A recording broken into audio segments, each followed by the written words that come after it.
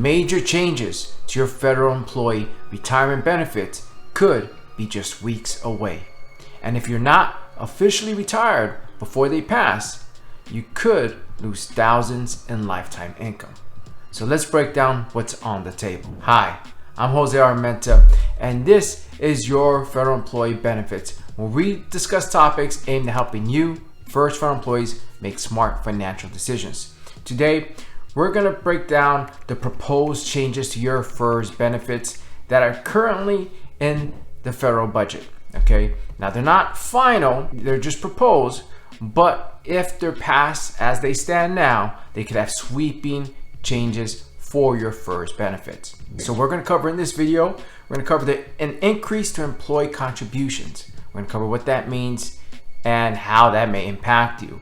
We're then going to cover the elimination of the FERS supplement. Okay, that's currently being considered. We're going to also cover a switch from the high 3 calculation in your pension and how that may switch to a high 5 calculation. Okay, then we're going to look at what hasn't really been talked about but does impact FERS federal employees is a new MSPB appeal filing fee and what exactly that is and how it can impact you, the federal employee. Let's dive in. The first item we're going to discuss is the increase to your FERS contributions. These changes have happened before, but usually you were grandfathered in after this legislation was passed. Okay, that's not the case right now. There is no grandfathering for what's on the table. So the proposal right now is federal employees would be paying 4.4% into the FERS system from their pay. Okay, currently federal employees who have begun working in the federal retirement system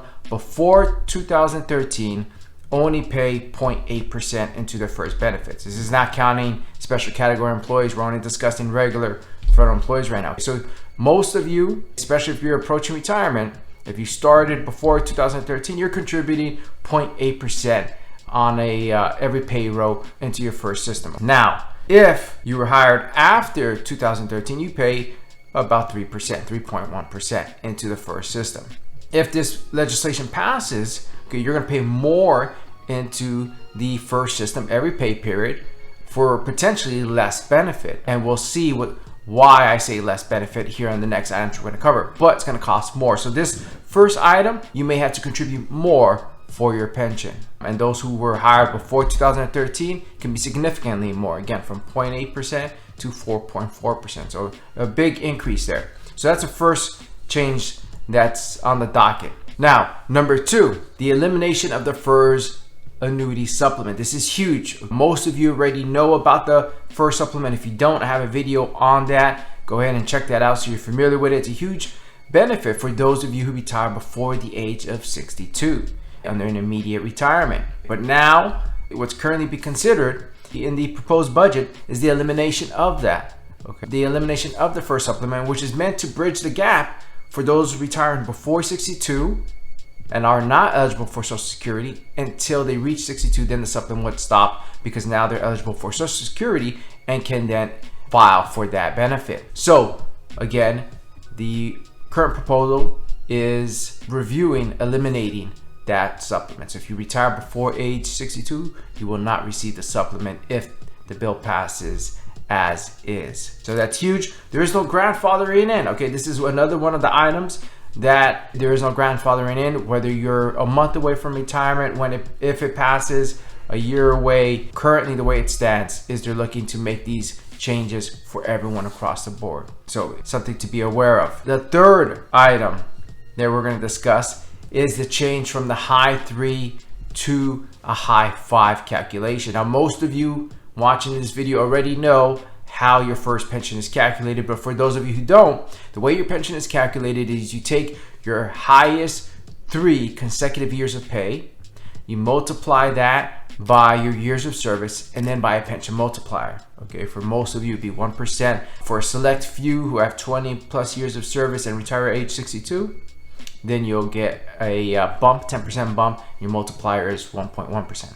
Okay, so that's how your pension is calculated. This proposal would want to expand the averaging of your salary to the highest 5 years. Now, most folks don't have the same pay year to year. It increases as time goes on. So the more years you include in this calculation, in the averaging, the lower that average is going to be, right? If you average 100,000, 3 years of $100,000 pay, and then you include a couple years where it was below 100,000, you're going to bring down that average. So this is one of those items that would reduce your pension.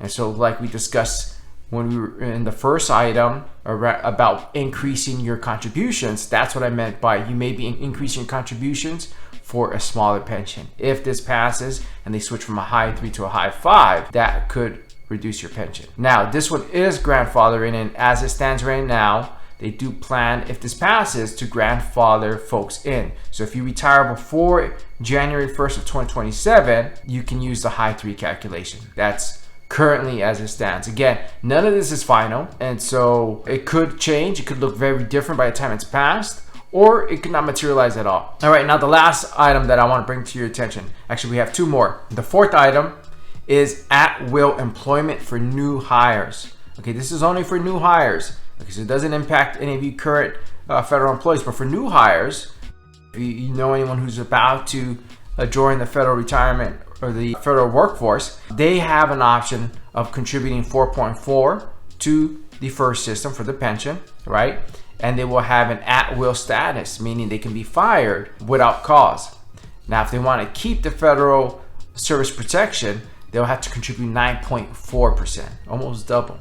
Okay, actually more than double. So that's quite an increase in contributions. So that's another item that's being proposed. Now, the last item, and this impacts all of you current federal employees, is a fee being proposed for an appeal filing. So as a federal employee, you have an independent federal agency that you can appeal to if you've been removed, suspended, demoted, and you feel like it was without cause. You can appeal to this agency. Okay, the MSPB. Currently, there is no fee to appeal to them. The proposal is to enact a fee. The fee amount is $350. Okay, so that's the proposed fee amount that they would like to enact to file an appeal with this agency.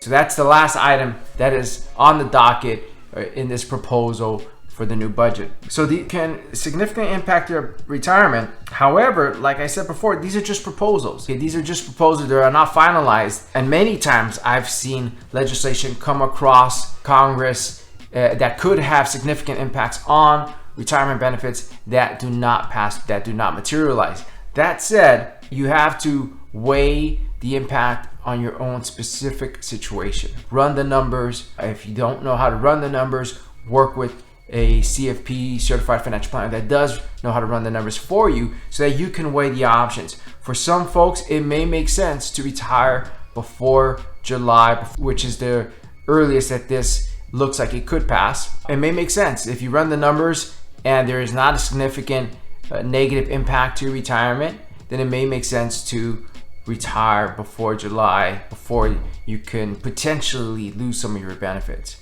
However, for some, retiring early may do more harm than good.